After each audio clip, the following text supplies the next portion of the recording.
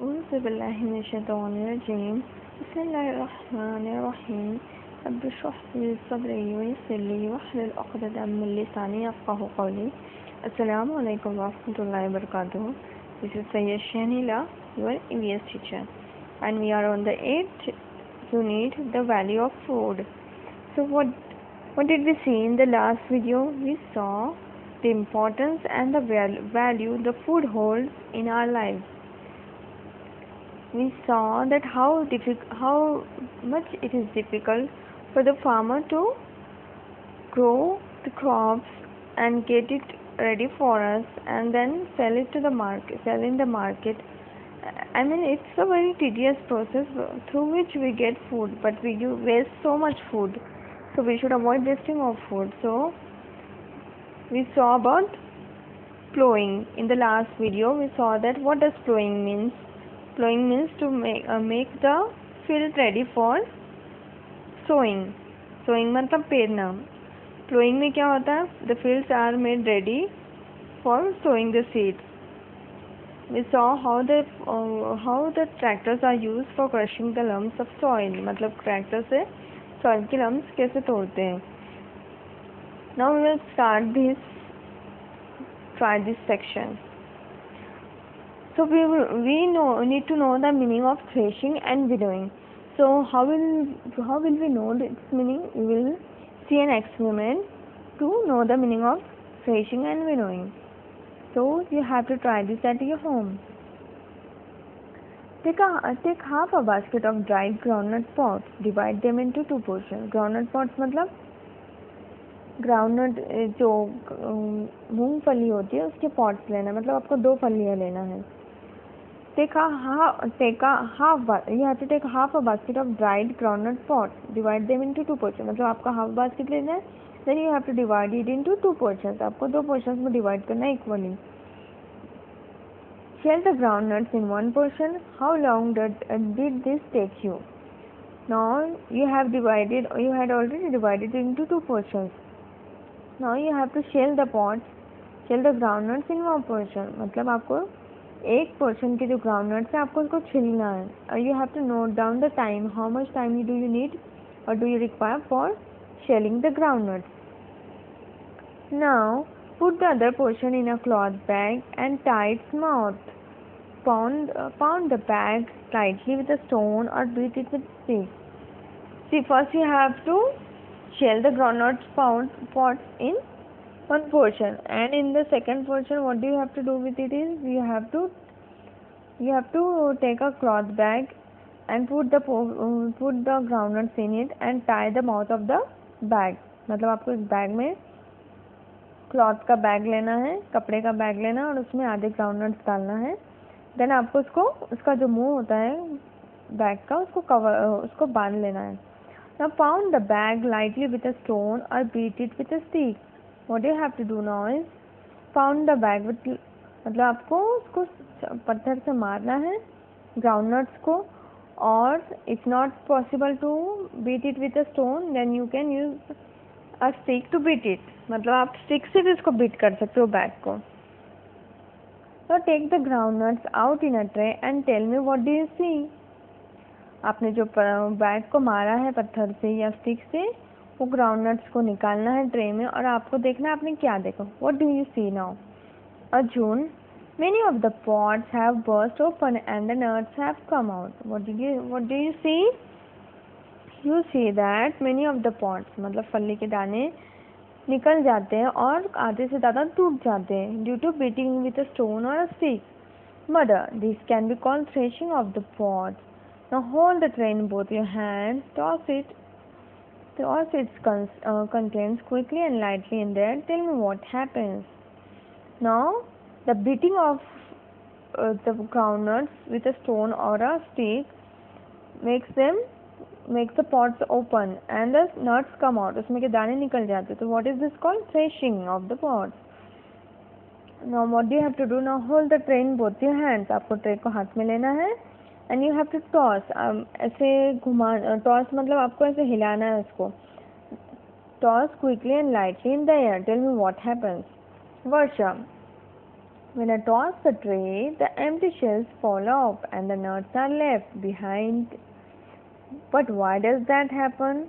When you toss the tray, the shells, जो उसके shells होते हैं groundnut के, वो गिर जाते हैं and the nuts are left in the tray. Tray में क्या रह जाते हैं? सिर्फ nuts, क्योंकि हम उसे continuous हिला रहे हैं. So what does this mean? Mother, the shells are light, so they get blown by the air and fall off. The nuts are heavier and are left behind. While winnowing too, the draught of air is used to separate the grain from the chaff. Why the shells fall down and the nuts are left in the tray? Why? Because the shells are light. Shells जो होते हैं उनका weight बहुत light होता है, इसलिए वो नीचे गिर जाते हैं. Due to the blow of the air, while जो nuts होते हैं वो heavy होते हैं, they are left behind in the tray, and this is called winnowing. So while winnowing too, the draught of air is used to separate the grains from the chaff. Likewise, गेहूँ होता, चावल होता, तो उसी को भी इस तरह से ही विनोइंग करते हैं उसकी. इसी तरह से उसके जो ग्रेन्स होते हैं, उसका जो शाफ होता है, उसमें से शाफ और जाफ उसमें से सेपरेट करते हैं. Now let's go on with the story.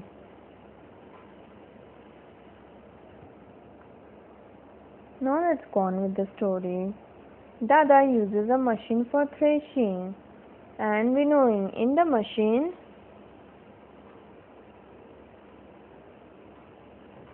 Dada uses a machine for threshing